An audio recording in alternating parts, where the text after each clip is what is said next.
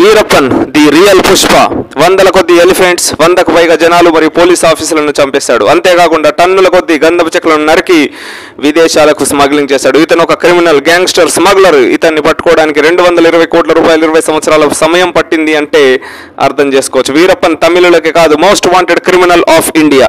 కానీ ఇతను లోకల్గా ఒక హీరో, రాబిన్ హుడ్. ప్రపంచానికి ఇతను ఒక స్మగ్లర్. కానీ తమిళనాడు కర్ణాటక బార్డర్లో ఉండే అతని ట్రైబల్ అడవి పీపుల్కు దేవుడిలాగా కనిపించాడు. అడవుల్లో ఉండే, గ్రామాల్లో ఉండే వారి జీవన విధానం చాలా కష్టంగా ఉంటుంది. అలాంటప్పుడు వీరప్పన్ బిగినింగ్ లో అడవుల్లో ఉండే యువకులకు గంధం చెక్కలు నరికే పని ఇచ్చి వారికి ఎంప్లాయ్మెంట్ కనిపించేవాడు.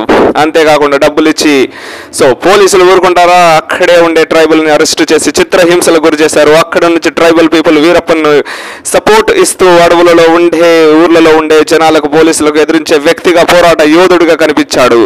అందుకే ఇతన్ని పట్టుకోవడం చాలా కష్టంగా అయింది. నెక్స్ట్ వీడియోలో మనం వీరప్పన్ ఏ విధంగా ఎన్కౌంటర్ చేశారో